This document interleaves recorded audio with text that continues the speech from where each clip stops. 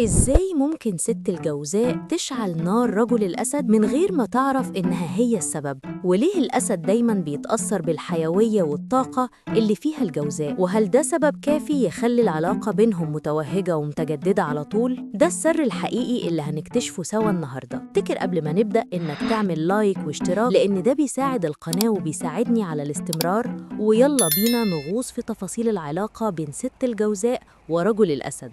قبل ما نقول هي مين مع الراجل اللي قدامها، لازم الأول نفهم هي مين في أصلها، لأنها واحدة من الشخصيات اللي مفيش حد يقدر يختصرها في جملة ولا حتى في مشهد واحد.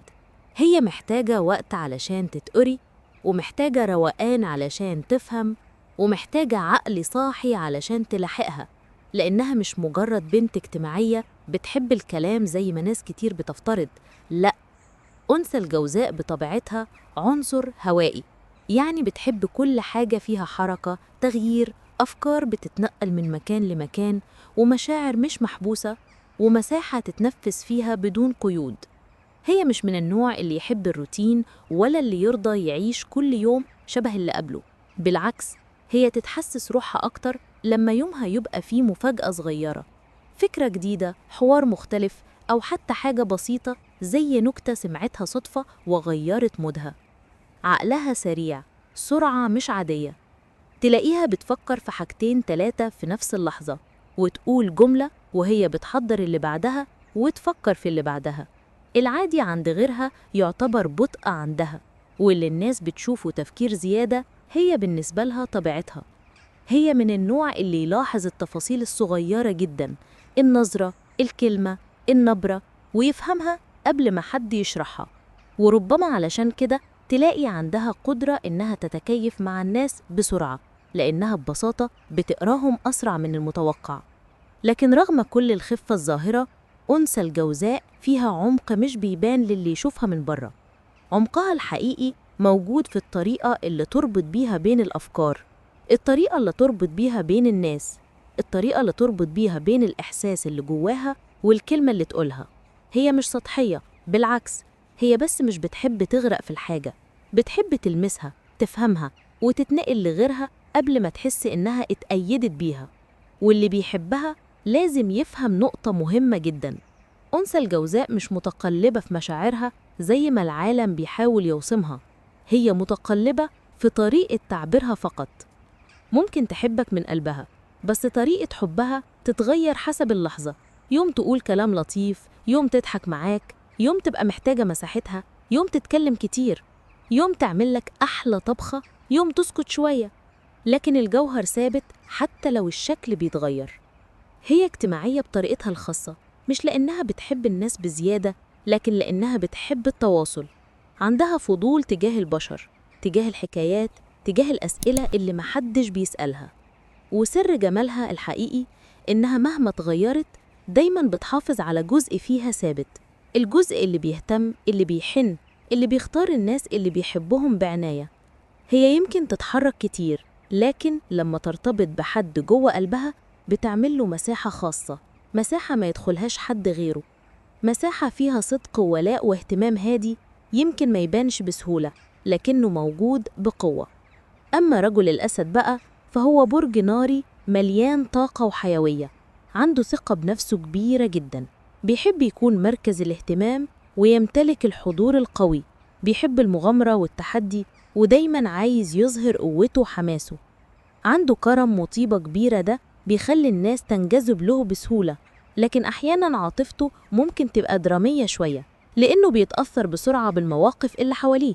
عنده شغف وحب للحياة، وبيحب يشارك طاقته مع الناس اللي حواليه، وده بيخليه محبوب جدا في الصحبة.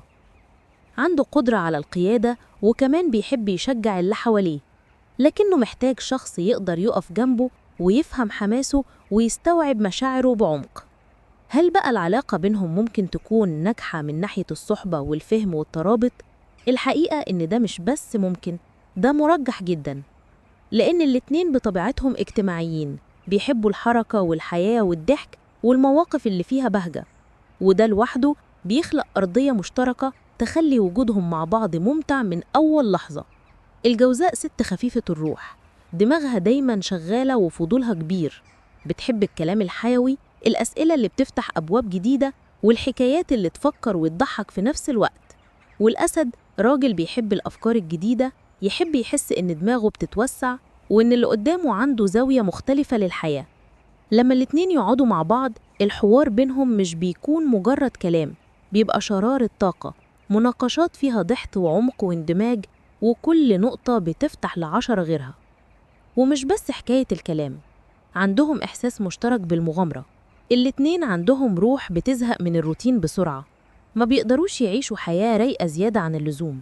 الجوزاء تحب تجرب حاجة جديدة كل شوية، مكان جديد، نشاط جديد، حتى فكرة جديدة تغير مود اليوم. والأسد يحس إنه في قمة قوته لما يكون في تجربة جديدة، لما يواجه تحدي أو يخوض مغامرة تخليه يحس إنه عايش بجد. وده مع بعضهم بيخلق علاقة دايماً فيها حركة، دايماً فيها جديد. ممكن تلاقيهم فجأة قرروا يخرجوا على كافيه جديد، أو سافروا مكان قريب في نفس اليوم، أو عملوا نشاط مختلف بس لمجرد إن عندهم طاقة وعايزين يغيروا الجو. هما من النوع اللي لما يتحطوا مع بعض الحياة تتحرك، واللي يعزز ده أكتر إن كل واحد فيهم بيكمل التاني في الصحبة. الجوزاء خفيفة الروح، مرنة، تعرف تروق الأجواء وتخفف التوتر وتغير الموضوع وتخلي يوم الأسد أسهل. والأسد وجوده ثابت وداعم، ويعرف يحسسها بالأمان وإن في كتف تسند عليه وقت ما تحتاج. ومع مرور الوقت الانسجام بيزيد مش بيقل، لأن الاتنين كل يوم بيكتشفوا حاجة جديدة في التاني.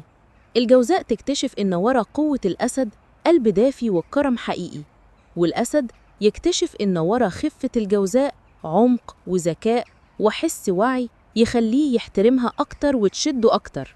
وده اللي خلي الصداقة بينهم مش بس قوية، دي تبقى صداقة فيها شرارة جذب طول الوقت، علاقة مرنة ممتعة ومليانة طاقة متجددة، كأنه كل يوم في فرصة جديدة يضحكوا، يتكلموا ويتقربوا من بعض أكتر.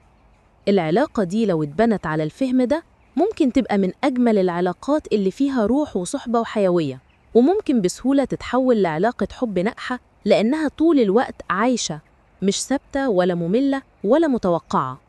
هل ممكن يحصل صدام بسبب الاستقلالية؟ الإجابة نعم، لأن الاتنين مستقلين جداً. الست الجوزاء بتحب تتحرك بحرية وتتواصل مع ناس كتير بسبب طبيعتها الاجتماعية، والأسد يحب يكون مركز الاهتمام ويشعر بأهميته. لكن مرونة الجوزاء وقدرتها على التكيف بتساعدها في تخطي أي خلافات، وتلاقي طريقة تلتقي بيها في منتصف الطريق مع الأسد. ولما يحصل خلاف بيقدروا يقربوا من بعض بدل ما يبعدوا، لأنهم بيشاركوا الحب، المغامرة والاستكشاف، وده بيخلق جو من المرح والإثارة في العلاقة. هل العلاقة بينهم حماسية ورومانسية من ناحية الحب والعلاقة الجسدية؟ الحقيقة الاتنين عندهم طاقة عالية وحب للتنويع والمغامرة. العلاقة الجسدية بينهم مليانة إثارة وتجديد. الجوزاء بتنجذب لثقة الأسد وشغفه، والأسد بينجذب لذكاء الجوزاء وروح الدعابة اللي فيها. الاتنين بيحبوا المتعة والاستمتاع بالحياة، وده بيخلق جو من البهجة والبهارات العاطفية بينهم.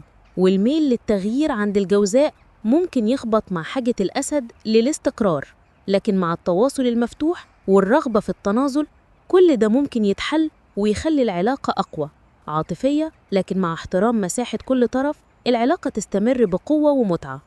طيب، العلاقة دي ممكن تنجح على المدى الطويل؟ الإجابة نعم جداً، بس لو عرفوا يتكلموا بصراحة ويتقبلوا اختلافات بعض ويشتغلوا مع بعض على بناء ترابط قوي. التفاهم والصبر والمرونة هم سر استمرار العلاقة.